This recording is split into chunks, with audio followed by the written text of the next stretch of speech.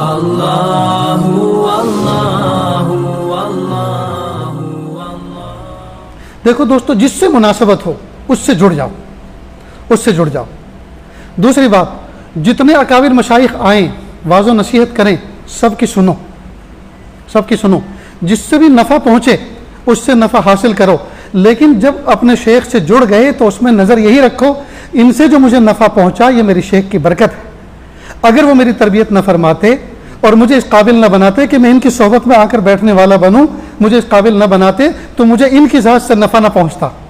کئی مرتبہ آدمی کرتا کیا ہے کہ بہت سے لوگوں کے مشائخ کے بیان کو سن کر کبھی کبھی اپنے شیخ سے بدگمان ہو جاتا، یا اپنا شیخ اس کو ہلکا نظر آنے لگتا ہے، دوسرے کا چہرہ مورا دیکھ کر اس پہ فدا ہو جاتا ہے، اس کے واعظ و نصیحت کا انداز بیاں دیکھ کر سن کر اس سے فدا ہو جاتا ہے۔ نہیں نہیں، ایسی گڑبڑی نہ کریں۔ دیکھو، ماں ایک ہوتی ہے، ماں ایک ہوتی ہے، لیکن خالہ پھوپھی بہت سی ہو سکتی ہیں۔ باپ ایک ہوتا ہے، چچا تایا بہت ہو سکتے ہیں۔